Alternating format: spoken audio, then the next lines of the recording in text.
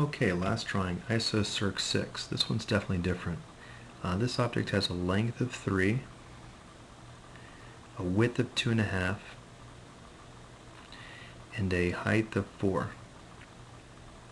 So I'm actually going to start with a solid that's 3 by 2.5, height of 4. So let's go to SketchUp, R for rectangle tool, click once at the origin, move away, 3, 2.5 or 2.5, enter, push pull, height of 4.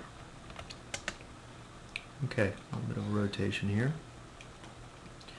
Now one thing you'll notice about this drawing is I do know that the distance from here to here is 7/8.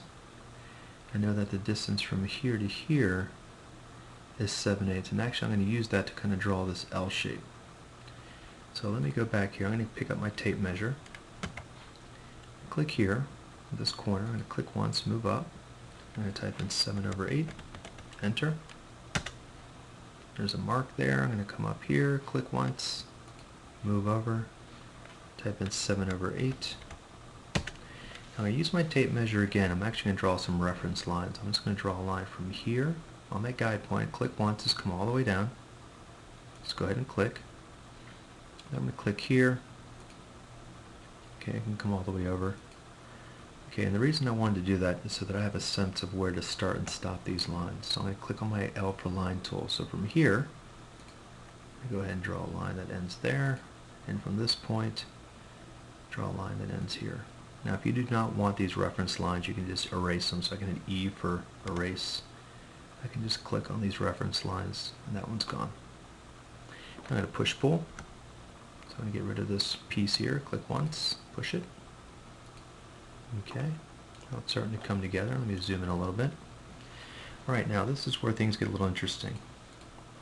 You'll notice we have, looks like a straight line, and then we have this half circle. And this is all taking place 1.5 inches in. And these lines here actually have a height of 7/8. So let's remember 7/8.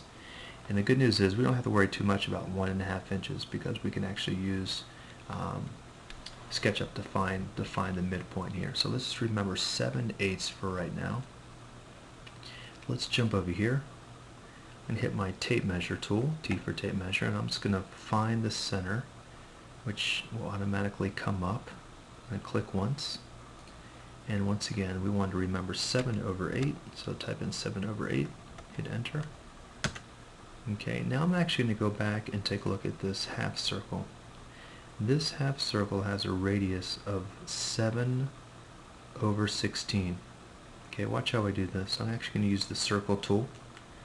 But before, I really don't know where to click just yet. Actually I do. You can see SketchUp can actually tell me. So I guess the cat's out of the bag. It showed you something I was going to actually walk you through. But if I just move along this reference line, it'll either find the center, or I might actually have to find the midpoint. Just touch it, don't click on it, move down. Okay, and this is where I'm going to click. Okay, I'm going to move outwards. And once again, I was going to type in 7/16 and hit enter. Okay, now I'm going to click the line tool. I'm actually going to put a line right here. This is where the guideline meets the edge of the circle. I'm going to go up. You should see a blue line appear. I do the same thing over here. Click once. You should see a blue line appear. Okay, now it's just a matter of erasing. E for erase. I'm going to erase this half circle.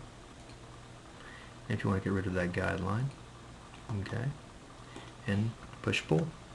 Take this, push it all the way back. Alright, congratulations. If you finished this drawing, as well as the other 14 drawings, you've completed a total of 15 drawings. Just make sure every single drawing has been saved to your folder, and you've also saved every one of them, like I am right now, in an isometric view. It'll make it a lot easier for your teacher when he has to go back and grade these. Congratulations, you are done.